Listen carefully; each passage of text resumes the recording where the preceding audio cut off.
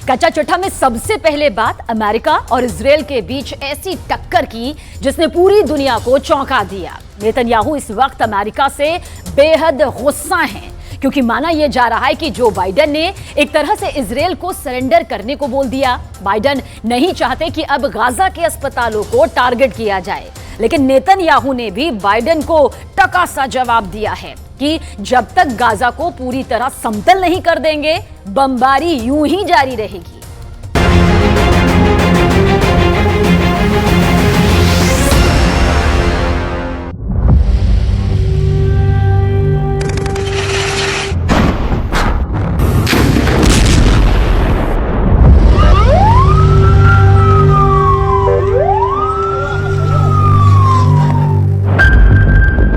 Gaza पट्टी और Israel के युद्ध से किसे फायदा हो रहा है?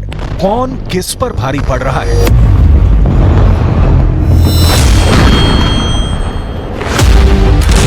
किसका दांव, किसकी बटखनी और चारों खाने चित कौन हो रहा है?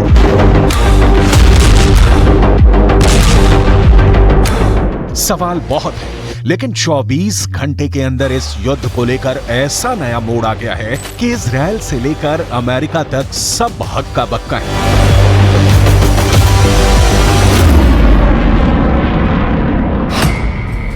सब पूछ रहे हैं कि क्या अब अमेरिका वर्सेस इजराइल होने जा रहा है? क्या इजराइल अब अमेरिका से लड़ने वाला है? क्यों कहा जा रहा है कि नेतन्याहू का कोड व्हाइट हाउस एक्टिव हो गया है? कोड व्हाइट हाउस यानी सीधा नेतन्याहू वर्सेस बाइडेन होने वाला है।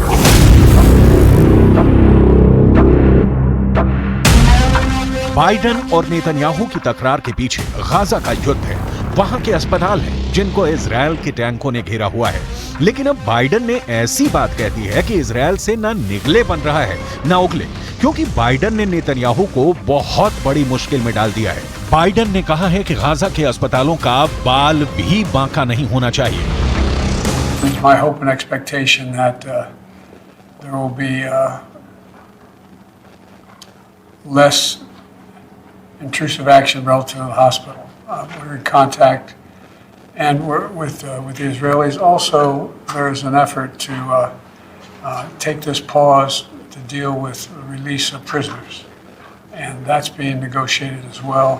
With the Qataris are engaged, and so I remain somewhat hopeful. But the hospital must be protected. Biden ने जो कहा उसे देखकर बेंजामिन नेतन्याहू का खून खौल गया। गाजा पर उनकी सेना हर तरफ से हमला कर रही है। गाजा पर इजराइल की बमबारी पर ब्रेक लगना मुश्किल हो गया है। 12,000 से ज्यादा लोगों की मौत के साथ गाजा में इस वक्त कब्रिस्तान की जगह कम पड़ गई है।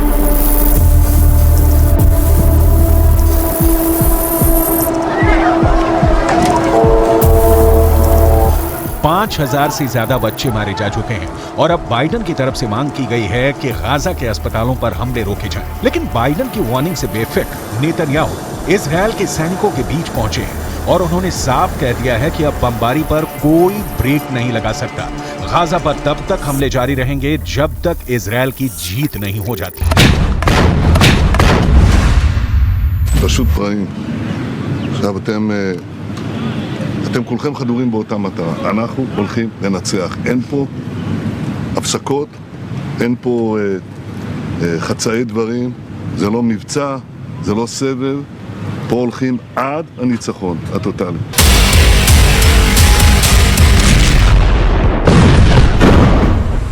आखिर क्या वजह है कि गाजा और इजराइल के युद्ध को लेकर अमेरिका और इजराइल के बीच टक्कर देखने को मिल रही है? नेतन्याहू और बाइडेन के बीच गाजा को लेकर जो क्लैश देखने को मिला है, उससे लेकर बड़े सवाल एक बार फिर से। क्या अब अमेरिका वर्सेस इजराइल होने जा रहा है? क्या इजराइल अब अमेरिका से लड़ने वाला है? क्यों कहा जा रहा है कि नेतन्याहू का कोड व्हाइट हाउस एक्टिव हो गया है? या ये सब इजराइल और अमेरिका के बीच नूरा कुश्ती है? क्योंकि दुनिया 12,000 लोगों की मौत को लेकर आग बबूली हो चुकी है।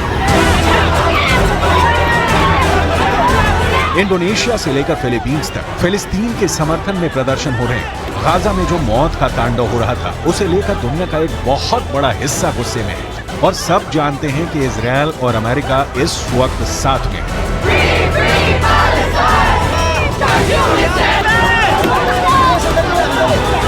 Israel is being funded by the United States. The bombs being dropped on Gaza come from the United States. The bullets used on Palestinians come from the United States. The drones used on Palestinians come from the United States. The U.S. has an overwhelming responsibility for the humanitarian catastrophe that is happening now in Gaza. And the U.S. has not called for any kind of meaningful ceasefire that would prevent the carnage that we are seeing.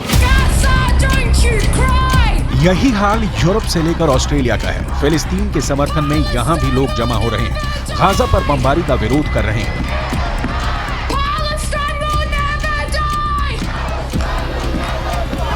इस भीड़ में ऐसा कोई नहीं है जो अब Gaza के अस्पतालों में जख्मी लोगों को देखना चाहता है। कोई नहीं चाहता कि गाजा के अस्पतालों से बच्चों की लाशें निकलें।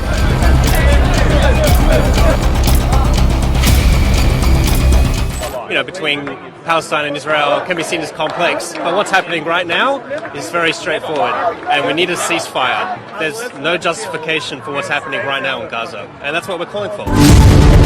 यही दबाव अब फ्रांस से लेकर ब्रिटेन भी पहुंच चुका है। यहाँ हथियार बनाने वाली उन कंपनियों के खिलाफ प्रदर्शन हो रहे हैं जो अमेरिका को गोला बारूद बेचते हैं और फिर वही हथियार और वेपन सिस्टम इजरायल को पहुंचाए जाते हैं। पूरे यूरोप में मांग उठ रही है कि ऐसी कंपनियों का बॉयकॉट किया जाए जो इजरायल की वॉर मशीनरी को चला रही है। Directly responsible for Palestinian civilian lives being taken, for Palestinians being killed. So this factory assembles key components of the Israeli fighter jets that are used to drop bombs on men, women and children in Gaza. And we are trying to stop its production today. So we are trying to stop workers from going in while we're holding this picket line. And people have been turning around and going home and not going into work. And we're trying to stop deliveries coming in and out. So stop any kind of key product movement, which again, so far we've been successful. अब Gaza और Israel के युद्ध को लेकर America का अचानक gear बदलने के पीछे बहुत से मकसद बताए जा रहे हैं। अमेरिका ने शुरुआत में सीज फायर का विरोध किया था। तब ये भी कहा गया कि इजरायल को पूरा हक है कि वो 7 अक्टूबर को अपने पर हुए हमले के खिलाफ कार्रवाई करे। लेकिन अब गाजा में 12,000 लोगों की मौत होने के बाद और खासकर तब जब बच्चों की लाशें दुनिया के हर मोबाइल फोन तक पहुंच चुकी हैं, अमेरिका गोलीबारी रोकने और अस्पतालों को बचाने की बात कर रहा है। इसकी 2 वजह हो सकती है। पहले कि अमेरिका गाजा पर पहले खामोश रहने के बाद अब अपना मानवीय चेहरा दिखाना चाहता है। दूसरा ये कि बेंजामिन नेतन्याहू को लगता है कि अगर युद्ध को लेकर वो कड़े फैसले लेंगे तो घरेलू राजनीति में उनको फायदा मिल सकता है। extent people need to be evacuated from one hospital to another hospital in order to ensure the continuation of care, evacuation routes have to be safe, and the Israeli government has told us as recently as today that there are and will continue to be evacuation routes for people leaving hospital compounds. Netanyahu इस वक्त युद्ध के बीच Israel की घरेलू राजनीति में भी फंसे हुए हैं। उनके खिलाफ कई तरह के आरोप हैं और इस वर्ष की शुरुआत से ही उनके खिलाफ लगातार प्रदर्शन हो रहे हैं। लेकिन नेतन्याहू इस वक्त वॉर जोन में बिजी हैं। वो हर उस मोर्चे पर जा रहे हैं जहां की तस्वीरें हमास को भी परेशान करेंगी और इजरायल में उनके विरोधी भी उसे बचा नहीं पाएंगे। नेतन्याहू जानते हैं कि इस वक्त इजरायल में युद्ध सबसे बड़ा मुद्दा है और वो उस नाराजगी से लोगों का ध्यान हटाकर युद्ध की तरफ करना चाहते हैं। यही वजह है कि इजरायल ने हमास का अस्पताल कनेक्शन भी निकाल लिया है।